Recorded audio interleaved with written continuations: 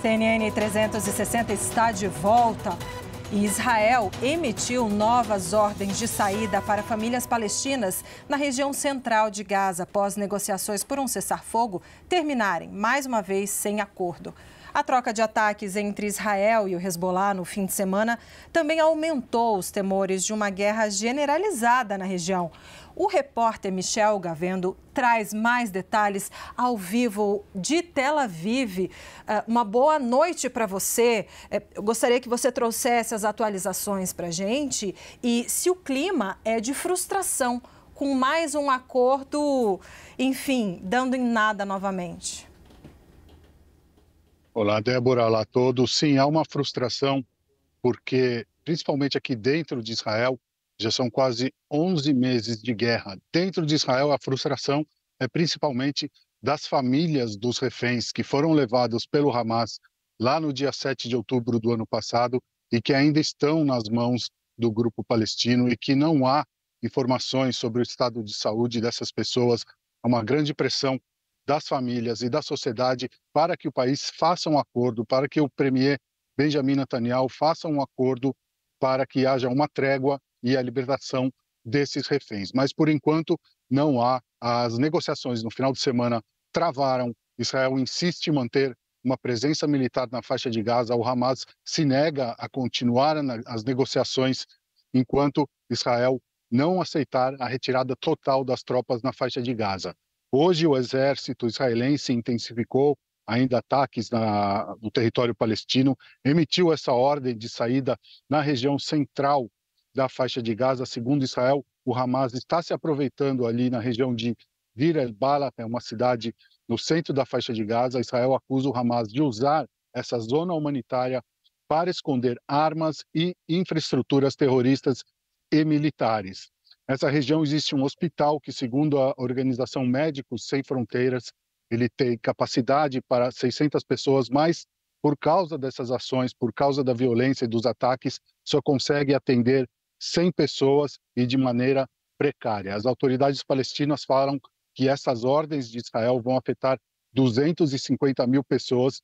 São pessoas que já foram desalojadas, já saíram de outras partes da faixa de Gaza ao longo da guerra e procuraram refúgio nessa região, que agora também vai ser alvo de ataques, ou melhor, já vem sendo alvos de ataques de Israel.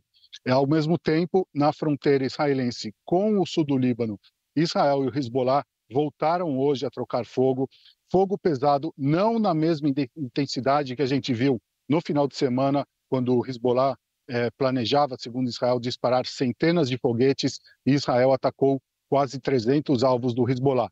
Ainda a troca de fogo, ainda a guerra na fronteira entre Israel e o Hezbollah, numa intensidade menor, e também na faixa de Gaza. Tudo isso leva a essa situação de tensão, sem negociações e com ameaças tanto de Israel, tanto do Hamas, do Hezbollah e do Irã, de aprofundamento da crise e de mais guerra no Oriente Médio. Débora.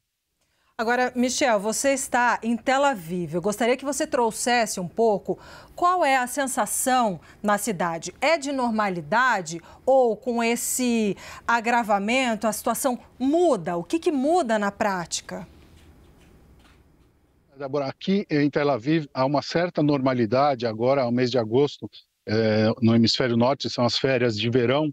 Então tem muita gente nas ruas, as praias cheias, mas no fim de semana houve um grande susto com os ataques do Hezbollah, houve correria, houve um certo pânico, as prefeituras abriram os abrigos antiaéreos públicos, mas já existe aqui uma certa rotina de guerra. Acontece que aqui a situação muda em um segundo, de um minuto para outro, tudo pode estar normal, o comércio funcionando, as pessoas passeando e pode haver um ataque em que tudo muda de uma hora para outra, como aconteceu nesse fim de semana e como aconteceu diversas vezes ao longo desses quase 11 meses de guerra.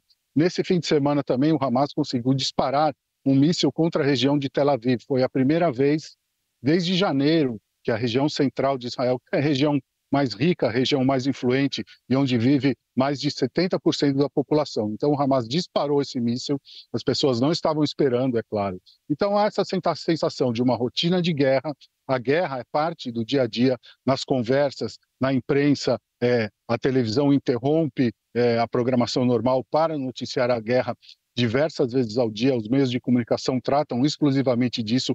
Há um debate público muito grande também pela questão dos reféns que estão nas mãos do Hamas, uma pressão enorme sobre o governo de Benjamin Netanyahu para tentar algum tipo de acordo. Então, a guerra é o assunto, é o centro da sociedade aqui em Israel no momento e no Oriente Médio todo também, porque afeta não só as pessoas que estão no fronte de guerra, né? Dentro de Israel são quase 200 mil pessoas que foram tiradas de suas casas, estão em alojamentos improvisados, porque estão em regiões de guerra, na fronteira com a faixa de Gaza e na região da fronteira com o Líbano, né, na guerra contra o Hezbollah. E se a gente for pensar também na faixa de Gaza, são mais de 40 mil mortos, quase 100 mil pessoas feridas.